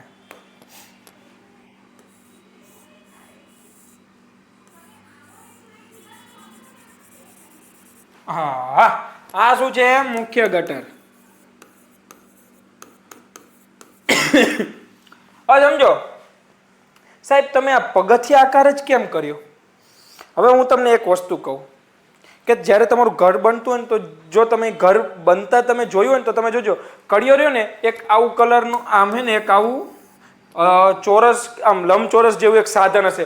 હવે અહીંયા અંદર સીસી જેવું હશે, એની અંદર ગ્રીન કલરનું આમ લિક્વિડ જેવું ભરેલું હશે, તમે જોજો. અને શું કરશે ખબર છે? આમ કરીને આમ ખૂણા રાખશે, માપશે, આમ કરીને ખૂણા રાખશે, માપશે. હવે તમારા ઘરમાં કોઈક દી પાણી ઢોળી જોજો, આમ પાણી ઢોળશો ને, તો આમ એક પાણી હે ને ઓટોમેટિક ઢાળ પકડે છે. તમને જોવામાં, રોજ હાલવામાં તમને તમારા ઘરની સપાટી કેવી લાગે છે? સમતલ કે સીધી લાગે? પણ એકચ્યુઅલીમાં હોતી નથી. ને શું કરે? એ પ્રમાણે સેજ ઢાળવી બનાવે, એટલે જેથી કરીને પાણી આગળ ધસતું રહે. એવી જ રીતે અંડરગ્રાઉન્ડ પાઇપલાઇનનું તમારા ઘરમાં, તમે વિચારો કે છેલ્લા રૂમમાં તમારું બાથરૂમ કેવું છે, હવે એ પાણી ઠેઠ બહાર કાઢવું છે, તો શું અંદર ઢાળું નહીં? ના, અંદર છે સ્લોપ ટાઈપ હોય. તો આ એ સમજાવવા માટે આ ટાઈપનું મેં રાખ્યું છે, સમજો. આમાં શું થાય છે? હવે આ શું છે? ગટર છે. આ શું છે? ગટર. હવે આપણે ભણીશું આગળ આનું. હવે સમજો, આની સાથે કચરો આવે છે, આ કચરો અહીંયા આવ્યો, તો પાણી સાથે કચરો આવ્યો, તો પહેલા શું હશે ખબર છે? પહેલા કચરો બધો ક્યાં આવશે? મોટી ગટરમાં. તો એક પોઈન્ટ બનાવો.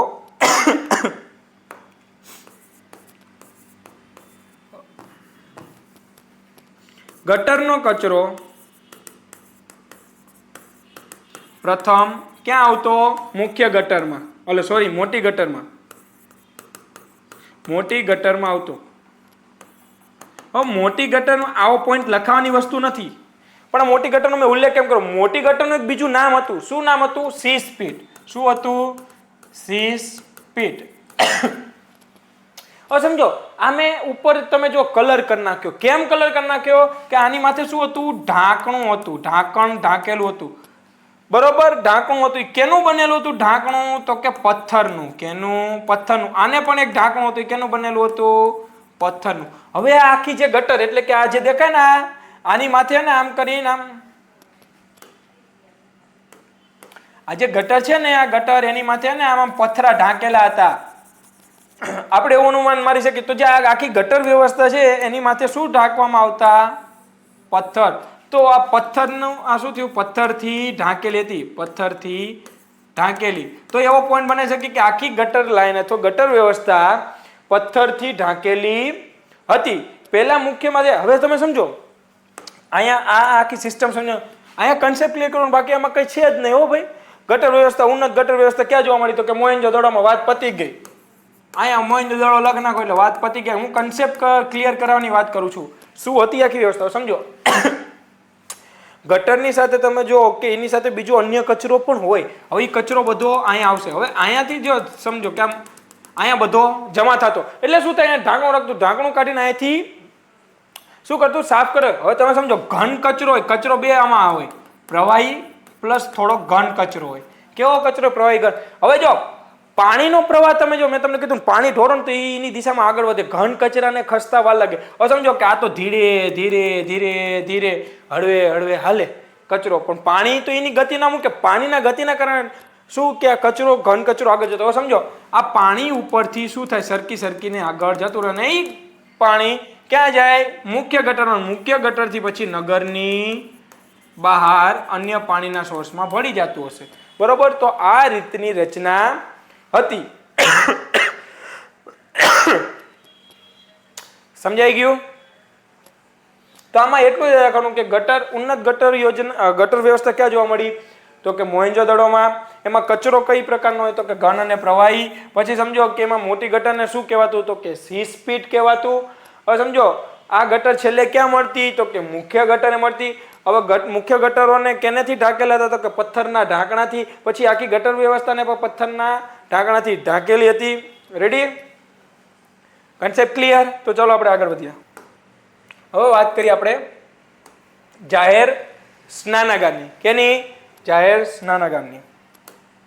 તો ચાલો આપણે ડ્રો કરીએ.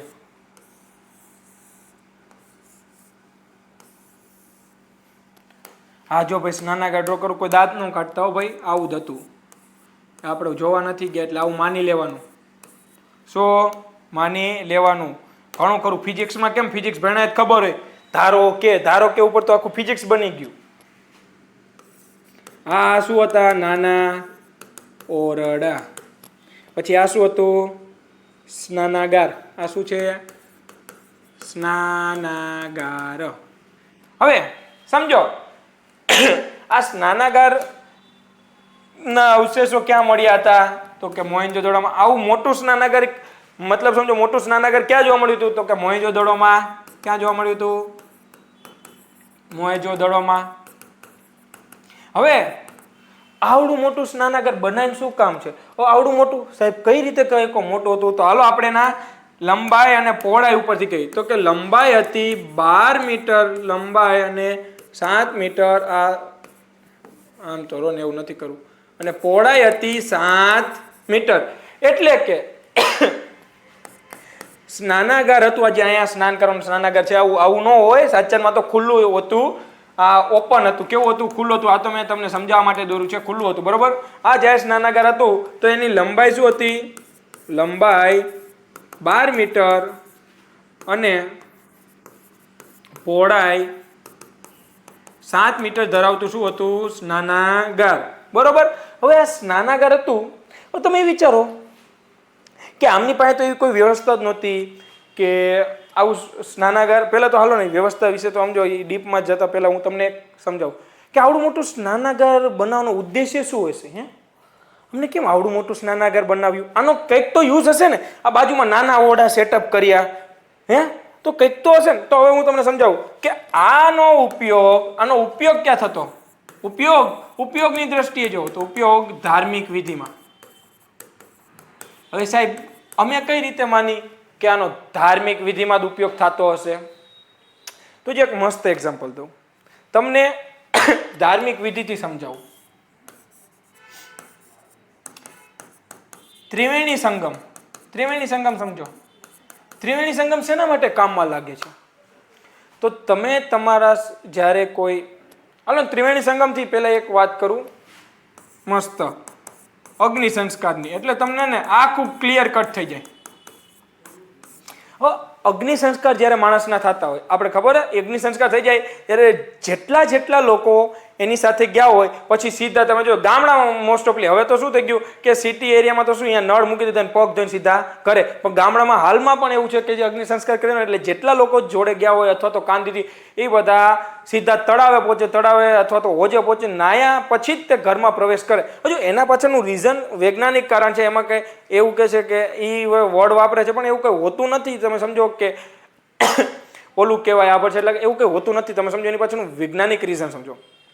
હવે એક બોડી જ્યારે ડેડ બોડી હોય ને એ જ્યારે મૃત પામે એટલે એની ઉપર શું થાય કે એનું ડીકમ્પોઝિશન શરૂ થઈ જાય ઓટોમેટિક, એટલે એની બોડીમાં એટલા બેક્ટેરિયા સક્રિય થઈ ગયા, બરોબર. તો એ બેક્ટેરિયા સક્રિય એટલે તમે એ બેક્ટેરિયાના સંપર્કમાં આવ્યા છો તો જો એ બેક્ટેરિયા તમારા શરીર સાથે ઘરમાં લઈને જાવ એટલે એ શું થાય, એનો ફેલાવો વધે. એ બધા માઇક્રો ઓર્ગેનિઝમ્સ કહેવાય. માઇક્રો ઓર્ગેનિઝમ્સ એટલે આ જે બધા સૂક્ષ્મજીવી શું એમની સંખ્યા ને ઘડીકમાં ઘણી સંખ્યામાં વધતા હોય, બરોબર. ઘડીકમાં એમનામાં વધારો થતો સંખ્યામાં, તો શું થાય, વધતા જાય. ઘરમાં શું થાય, ફેલાય કંઈક રોગચાળો અથવા તો જે કંઈ હોય. બેઝિકલી તો એ રોગિસ્ટની કોઈ ડેડ બોડી ને ત્યારે આવું થાય, કોઈ સ્વસ્થમાં ન થાય. પણ મતલબ કે આને ધર્મ સાથે શું કામ જોડું? જો લોકોને આ વિજ્ઞાનને ધર્મ સાથે ન જોડી તો કોઈ પાલન ન કરે. હું એવું હોતા હશે કંઈ, એવું તો બધા બોલે રાખે. અને એવા કેટલાય વિરલા પડ્યા કે દવાખાને નહીં જતા મારા જેવા, એ જેને દવા લેવાની ભાન ન હોય, એટલી ઉધરાયું ખાતો હોય, લેક્ચર ભણાવતો હોય. તો આમાં કોઈ માને નહીં. એટલે શું કર્યું, હવે સમજો કે અહીંયા મુદ્દા ઉપર આવું કે તમે જાતા હતા સીધા અગ્નિ સંસ્કાર કરીને પછી સીધા ક્યાં જાય છે, તળાવે કે નાવા, બરોબર. તો આપણે એવું માની કે આ અગ્નિ સંસ્કાર વિધિ હશે, શાયદ આ એવો હોવો જોઈએ કે જે અગ્નિ સંસ્કાર કરી પછી નાતા હશે. ઓડાઓ શેના માટે હશે, તો કે વસ્ત્ર બદલવા માટે હોઈ શકે. પછી એક ત્રિવેણી સંગમ.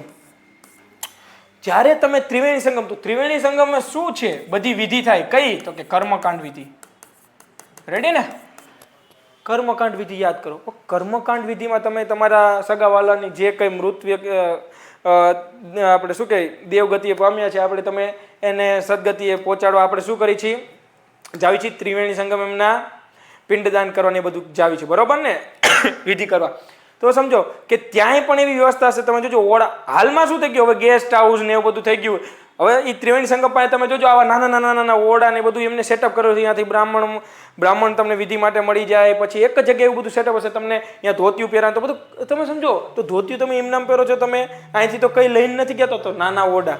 પછી તમે સીધા ત્રિવેણી સંગમમાં નાવા છો ઘાટ ઉપર, તો આ સમજો કે આ કંઈક સ્નાનાગાર. ત્યારે નદી નહીં હોય, ત્યારે જ્યાં નદી નથી ત્યાં સ્નાનાગાર હશે, અથવા તો ત્રિવેણી સંગમે જવું નહીં. એ આપણે એવું અનુમાન મારી શકીએ. તો આવી ઘણી ખરી આપણે જો હાલમાં પણ વર્તમાનની દ્રષ્ટિએ જોવા જવી તો આનું ક્યાંક ને ક્યાંક આપણે કનેક્ટ કરી શકીએ. હવે આગળ સમજો કે સાહેબ બધું માયનું કે આનો ધાર્મિક વિધિમાં ઉપયોગ થતો હતો, બરોબર. હવે વાત એ આવી કે આમાં પાણી ટકે કઈ રીતે, સાહેબ એમની પાસે સ્ટાઇલ શું હતી. હવે જમીન હોય, જમીનમાં તમે આમ ખાડો કરી નાખો તો આ તો જમીન તો પાણી શોષી લે. જમીન શું કરે, પાણી તો શોષી લે. તો શું કરવામાં આવતું કે જેથી આ પાણી એમનામ રહેતું, તો આની નીચે આના તળિયે એક સ્તર લગાવવામાં આવ્યું હતું. શું લગાવવામાં આવ્યું હતું? સ્તર. આના તળિયે એક સ્તર લગાવવામાં આવ્યું હતું. જે સ્નાનાગાર હતું ને એના તળિયે સ્તર લગાવ્યું હતું. કેનું બનેલું હતું? તો કે બિટ્યુમિનસ કોલસાનું. બિટ્યુમિનસનું. કેનું બનેલું હતું? સ્તર બિટ્યુમિનસનું. તો અહીં લખી શકાય એક મુદ્દો કે સ્નાનાગારનું તળિયું બિટ્યુમિનસનું બનેલું હતું. બિટ્યુમિનસનું બનેલું હતું. હવે તમે એ વિચારો, આ બિટ્યુમિનસનું બનાવી દીધું, આમને કઈ દોરો પડ્યો છે કે બિટ્યુમિનસ જ વાપર્યો, બીજો કોલસો નહોતા વાપરી એકતા, મોંઘા ભાવનો વાપરી નાખ્યો? હે ના. સમજો 4 પ્રકારના કોલસા આવે. આપણે થોડુંક જીઓગ્રાફી તરફ જોઈએ. 4 પ્રકારના કોલસો આવે: એન્થ્રેસાઇટ, બિટ્યુમિનસ, લિગ્નાઇટ અને પીટ, બરોબર. હવે પાછા પીટનો તો સમજો કે પીટમાં સૌથી વધારે ધુમાડા એમાં નીકળે, એટલે કે ભેજનું પ્રમાણ વધુ. આ તમે કોલસાના કાર્બન અને ભેજ ગ્રહણ શક્તિના આધારે શું પડ્યા હતા, એમના પાઠ પડ્યા હતા. તો આ બિટ્યુમિનસ કોલસો છે, આપણે સમજો એન્થ્રેસાઇટ તો ભારતમાં ઓછો જ મળે છે, બહુ લિમિટેડમાં. તો આમની પાસે એન્થ્રેસાઇટ તો આવવાનું નથી, તો હાથ શું લાગે? બિટ્યુમિનસ. હવે બિટ્યુમિનસ સમજો કે આની ભેજ ધારણ ક્ષમતા ઓછી છે. શું છે? ભેજ ધારણ ક્ષમતા ઓછી છે. મતલબ કે આમાં શું વધારે ભાગે રહેલો છે? કાર્બન. તો સમજો કે અહીંયા સ્તર લગાડી દીધું એટલે જમીનને આ કોલસો રહ્યો, આ બિટ્યુમિનસ શું કરશે? પાણી શોષવા દેશે ને પાણી એમનામ રહેશે. ઓકે.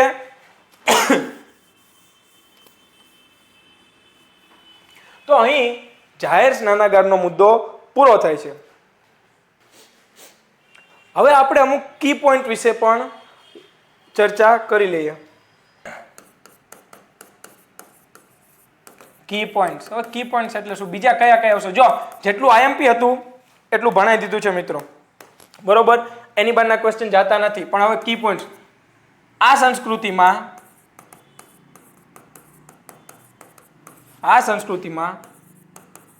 પાણી સંગ્રહના અવશેષો મળી આવ્યા છે. અવશેષો મળી આવેલા છે. બીજું, જો મેં મકાનમાં જે પૂછાય ને એ ટોપિક ચલાવો, જો અહીંયા મકાનની વાત કરું. આ સંસ્કૃતિમાં મકાન પાસે કુવા, સ્નાનાગાર અને શૌચાલયના અવશેષો મળેલા છે. એટલે તમે સમજો, જે આપણે મેં ભણાયું હતું ઓલામાં કે મકાનો, તો મકાનમાં મકાનમાં આ પોઈન્ટ જો આમાં ન લખો કી પોઈન્ટ્સમાં, તો ઈ પોઈન્ટ ત્યાં એડ કરી શકો કે મકાન પાસે શું જોવા મળતા, તો કે કુવા, સ્નાનાગાર અને શૌચાલયના અવશેષો પણ જોવા મળ્યા છે. બીજું, અનાજ સંગ્રહના કોઠારો પણ જોવા મળ્યા છે. અનાજ સંગ્રહના કોઠારો પણ જોવા મળ્યા છે. હવે આપણે એ વાત કરી, હવે જો આને પુરવાર કરી કઈ રીતે, તો અનાજ સંગ્રહના કોઠારો, તો આપણું જે વેપાર વાણિજ્યનું નગર છે ને એને યાદ કરો. સમજ્યા? વેપાર વાણિજ્યના નગરને તમે યાદ કરો તો તમને ખબર પડી જશે કે માર હારું ત્યાં અવશેષો મળ્યા હતા. કયું વેપાર વાણિજ્યનું નગર? લોથલ. મિત્રો યાદ આવી ગયું કયું? લોથલ. હવે જો આ સંસ્કૃતિમાં પાણી સંગ્રહના અવશેષો કહીએ તો વોટર હાર્વેસ્ટિંગ સિસ્ટમ, યુપીએસસી નો પ્રશ્ન કે વોટર હાર્વેસ્ટિંગ સિસ્ટમ ક્યાં જોવા મળી હતી, તો ગુજરાતના ધોળાવીરા ખાતે. ક્યાં? ગુજરાતના ધોળાવીરા ખાતે. રેડી? હવે ઘરમાં આ મુદ્દો તમે એડ કરી શકો છો. તો વિદ્યાર્થી મિત્રો, નગર રચના નામનો ટોપિક, જેમાં આપણે આજ ભણ્યા નગર રચના, નગરો કેટલા ભાગમાં વિભાજિત હતા, નગરોની રચના કેવી. પછી આપણે ભણ્યા મકાનો, તો મકાનો કેવા હતા. પછી આપણે એના વિશે અલગ અલગ વાત કરી. પછી રસ્તાઓ વિશે ભણ્યા. પછી કેના વિશે ભણ્યા? જાહેર સ્નાનાગાર અને આ કી પોઈન્ટ. તો હવે આ બધાને એક જ ચિત્રમાં મારે એડ કરી દેવો, તો આને યાદ રાખવાની આપણે ટેકનિક વિકસાવી. બરોબર? પછી આપણે મિત્રો આ લેક્ચરની સમાપ્તિ કરીએ છીએ. આજ માટે આટલું જ રહેશે. પછી હવેના લેક્ચરમાં આપણે આગળ મળીશું અને હડપ્પા સંસ્કૃતિના મૂર્તિકળા વિશે આગળ વાત કરીશું. પણ છેલ્લે આ બધા ટોપિકને એક જ ચિત્રમાં મારે યાદ રાખી દેવું હોય તો આપણે એના વિશે થોડુંક ભણી લઈએ કે કઈ રીતે એક જ લેક્ચરમાં આ બધું, મતલબ આ જેટલો આખો લેક્ચર છે લેક્ચરનું એક જ ચિત્રમાં બધું કઈ રીતે યાદ રખાય. બરોબર? જોડાયેલા રહેજો મિત્રો, જતા નહીં ક્યાંય. હવે મિત્રો, પહેલા તો નગરો 2 ભાગમાં વિભાજિત હતું, તો 2 ભાગ કરો. બરોબર? 2 ભાગ કરી દીધા, એક ઊંચાણ વાળો અને એક નીચાણ વાળો. હવે એકને શું કહેવાતું? ઉપલું નગર. બીજાને શું કહેવાતું? તો કે નીચલું નગર. હવે આપણે એ થઈ ગયું. હવે મકાનોની વાત કરીએ. આની ઉપર મકાનો બન્યા હતા. તો મકાનો કઈ રીતના હતા? 1 માળ અને 2 માળના. તો થઈ ગયા આ 2 માળ, આ 1 માળ. તો હવે અહીંયા યાદ કરી લો, નીચલા નગરમાં કોણ આવે? સામાન્ય વર્ગના માણસો. અહીંયા સામાન્ય વર્ગના માણસો આવે. અહીંયા કોણ આવે? શાસક, વહીવટકર્તા અને શ્રીમંત લોકો. હવે જો આ માર્ગો કેનેથી જોડાયેલા હતા? રસ્તાઓથી જોડાયેલા હતા. આપણે રસ્તા વિશે વાત કરી લેવી. ચાલો, હવે આ રસ્તાઓ આવી રીતે હતા. આ મકાનો રસ્તાઓથી જોડાયેલા હતા. તો આમાં શું હતું? મુખ્ય માર્ગો. એના ફરતે શું હતી? દીવાબત્તી. લો, દીવાબત્તીઓ થઈ ગઈ. બરોબર? રેડી? હવે સમજો કે મકાનો હોય તો મકાનમાં તમે નાવ ધોવો, બધો કચરો નીકળે, તો એ કચરો કાઢવા શું હોય? ગટર વ્યવસ્થા. તો ચાલો ગટર વ્યવસ્થા દોરી નાખીએ. ચાલો ગટર વ્યવસ્થા દોરી નાખી. ચાલો, તો આ શું થઈ ગઈ? મોટી ગટર, જેને શું કહેવાતું? 6 ફીટ. શું કહેવાતું? 6 ફીટ. પછી આ મુખ્ય ગટરને મળતી હતી મુખ્ય ગટર, એને ઢાંકેલું હતું. તો એને શું કહેતું? એને ઢાંકણું. એ ઢાંકણું કેનું હતું? તો કે પથ્થરનું હતું. રેડી? હવે આટલું થઈ ગયું. પછી શું હતું? સ્નાનાગાર હતું. શું હતું? જાહેર સ્નાનાગાર. તો અહીંયા જો આ જાહેર સ્નાનાગાર, આ બાજુમાં 2 ઓરડા. આ શું છે? આટલું સ્નાનાગાર. લો, એક જ ચિત્રમાં મિત્રો બધું આવી ગયું. હવે રહ્યું હોય કહો. લો, હજી કહું. હા, એક વસ્તુ છે એટલે તમને આમ યાદ રહી જાય ઝડપી. આ મકાન હતા તો મકાનની બાજુમાં શું હતા? આ જે કરું આમ ગોળ ટપકું, એ જો યાદ રાખો ગોળ ટપકું એટલે કુવા. શું? કુવા. હવે ચોરસ કરું એટલે સ્નાનાગાર. શું? સ્નાનાગાર. એટલે ઘર કુવા સાથે જોડાયેલા અથવા દરેક ઘરના આંગણે શું હતા? કુવા હતા. કુવા. પછી આ ચોરસ એટલે સ્નાનાગાર અને આ ત્રિકોણ. ત્રિકોણ એટલે શૌચાલય. તો દરેક ઘરના આંગણે શું હતા? શૌચાલય પણ હતા. લો તો રેડી. આ સિમ્બોલિક લેંગ્વેજમાં જેમ હડપ્પા સંસ્કૃતિમાં પણ મુદ્રા લેખ એટલે કે સિમ્બોલિક લેંગ્વેજ યુઝ કરો. આપણે સિમ્બોલિક લેંગ્વેજ થી શું કરવું? બધા કન્ટેન્ટને એક જ પેજમાં લાવી બેસાડી. રેડી? તો મિત્રો આજનો લેક્ચર અહીં સમાપ્ત થાય છે. હવે આપણે હડપ્પા સંસ્કૃતિની મૂર્તિકળા વિશે આગળ લેક્ચરમાં વાત કરીશું. તો જય હિન્દ, જય ભારત અને અમારી સાથે સતત જોડાયેલા રહેજો.